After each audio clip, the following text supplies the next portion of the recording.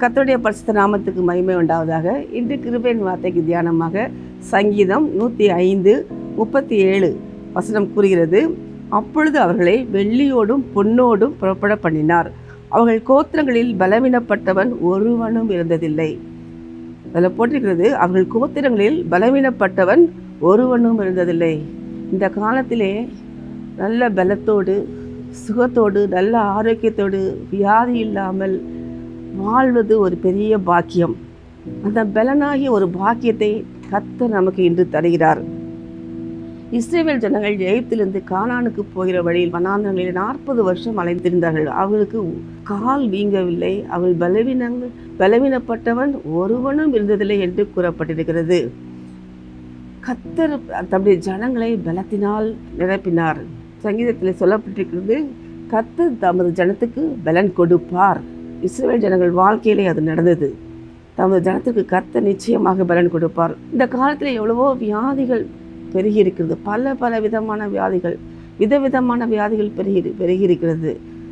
எல்லாருக்கும் பார்த்தீங்கன்னா எல்லாருக்கும் லங்ஸில் இன்ஃபெக்ஷன், நுரையீரல் பாதிக்கப்பட்டுள்ளது, இதயம் பாதிக்கப்பட்டுள்ளது. எத்தனையோ பேர் வாத நோயினால் பாதிக்கப்பட்டு நடக்க முடியாமல், முதுகெலும்பில் சவ்வு வெளியே வந்திருக்கிறது, முதுகெலும்பிலே பிரச்சனை, இடுப்பெலும்பிலே பிரச்சனை, நடக்க முடியாமல் இவ்வளோ பேர் கஷ்டப்படுகிறார்கள். இன்னும் பார்த்திங்கன்னா கேன்சர், பார்த்திங்கன்னா நிறைய பெண்களுக்கு வயிற்றில் கட்டி, அங்கே கட்டி, இப்படி கட்டினால் நிறைய பேர் பாதிக்கப்பட்டிருக்கிறார்கள். பல வியாதிகள் ஜனங்களை வந்து தாக்கி எல்லா பலத்தையும் இழக்க செய்கிறது. ரீசெண்டாக நம்ம கொரோனாவினால நிறைய பேர் பாதிக்கப்பட்டாங்க. அந்த கொரோனாவினாலே எத்தனையோ பேர் பலத்தை இழந்து போயிருக்கிறார்கள். கொரோனாவுக்கு அப்புறம் பார்த்திங்கன்னா இப்பொழுது பார்த்திங்கன்னா நுரையீரலில் வியாதி, இருதயத்தில் வியாதி என்று நிறைய பேர் கஷ்டப்படுவதை நாம் பார்க்கிறோம். யார் பார்த்தாலும் இருதயத்தில் பிரச்சனை, நுரையீரலில் பிரச்சனை, இப்படி பல பேர் ஜபத்துக்கு வர்றாங்க, ஹாஸ்பிட்டலில் அனுமதிக்கப்படுகிறார்கள். ஆனால் வேதம் சொல்கிறது, கர்த்தர் தமது ஜனத்துக்கு பலன் கொடுப்பார். வியாதி இல்லாமல் பலத்தோடு ஆரோக்கியத்தோடு வாழ்வது ஒரு பெரிய பாக்கியம். அந்த பாக்கியத்தை கர்த்தர் நமக்கு தருகிறார்.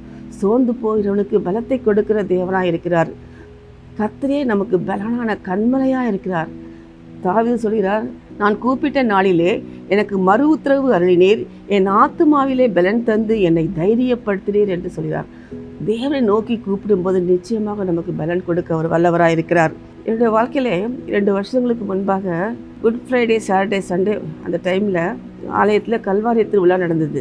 அப்போது வெள்ளிக்கிழமை காலையில் நான் 7 வார்த்தையில் ஒரு வார்த்தை பேசினேன், அவ்வளோதான். சாயங்காலம் பார்த்திங்கன்னா சுத்தமாக நடக்க முடியல, ஒரு 8 கூட வச்சு நடக்க முடியல.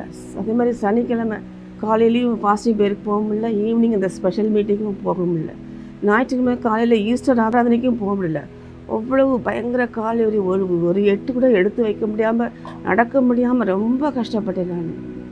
அப்போ ஆண்டவர்கிட்ட ஞாயிற்றுக்கிழமை சாயங்காலம் தான் கடைசி நாள் கூட்டம். பாஸ்டர் லூக்கா சேகர் அதில் பேசுகிறாரு.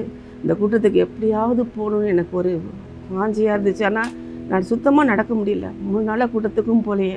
ஆண்டவரிடம் என்ன செய்வேன்னு சொல்லி அழுது, பிலிப்பியர் 4:13 வசனம் சொல்லுகிறது, என்னை பலப்படுத்துகிற கிறிஸ்துவினாலே எல்லாவற்றையும் செய்ய எனக்கு பலன் உண்டு. அந்த வசனத்தை கர்த்தர் கொடுத்தாரு. அந்த வசனத்தை டானிக் கொடுக்குற மாதிரி, மருந்து சாப்பிட்ற மாதிரி, மாத்திரை சாப்பிட்ற மாதிரி அந்த வசனத்தை மாறி சொல்லி அப்படியே எந்திரிச்சு கொஞ்சமாக நடந்து பார்த்தேன். கொஞ்சம் நடக்க முடிஞ்சுது. சரி, இதோடு நம்ம சர்ச்சுக்கு போயிடணும்னு சொல்லிட்டு அந்த கொஞ்சம் நடக்க முடிஞ்சது, எந்திரிச்சு போயிட்டேன். ஆனால் அடுத்த நாள் பார்த்திங்கன்னா கர்த்தர் நன்றாக நடப்பதுக்கு கிருபை கொடுத்தார். பிசாசு நம்மை பலவீனத்தை கொடுத்து இருளிலே இருக்க பண்ணுவான். ஆனால் பலப்படுத்த கிறிஸ்துவினாலே எல்லாவற்றையும் செய்ய பலனும் என்று நாம் அறிக்கையிடும் போது நிச்சயமாக கர்த்தர் நம்மை பலத்தினால் நம்மை இடை கட்டுவார். ஏனென்றால் நம்முடைய பலவீனங்களை, நம்முடைய நோய்களை எல்லாவற்றையும் இயேசு கிறிஸ்து சிலுவையிலே சுமந்து தீர்த்தார். மத்தேயு 8:17 சொல்கிறது, அவர் தாமே நம்முடைய பலவீனங்களை ஏற்றுக்கொண்டு நம்முடைய நோய்களை சுமந்தார் என்று சொல்லப்பட்டிருக்கிறது. நம்முடைய பலவீனங்களை, வியாதிகளை, எல்லா வியாதிகளும் அவர் இயேசு கிறிஸ்து தன் சிலுவையிலே சுமந்து தீர்த்து விட்டார். ஆகவே அவருடைய பாதத்திலே நாம் கொண்டு வைப்போம். இயேசு கிறிஸ்து வாழ்ந்த காலத்திலே எல்லா வியாதிஸ்தர்களையும் கொண்டு அவருடைய பாதத்திலே வைத்தார்கள். வைத்த எல்லாரையும் அவர் சுகப்படுத்தினார் என்று சொல்லப்பட்டிருக்கிறது. அதுபோல் நம்முடைய வியாதியை, பலவீனங்களை ஆண்டவருடைய பாதத்திலே, இயேசு கிறிஸ்துவின் பாதத்திலே, ஜபத்திலே வைத்து நாம் ஜெபிக்கும் போது இந்த வசனத்தை பிலிப்பியர் 4:13 என்னை பலப்படுத்துகிற கிறிஸ்துவாலே எல்லாவற்றையும் செய்ய பலனுண்டு என்று நாம் சொல்லும்போது தேவன் தம்முடைய பலத்தினால் நம்மை நிரப்புவார். அவரை நோக்கி கூப்பிடும்போது நிச்சயமாக அந்த பலனை கட்டளையிடுவார்.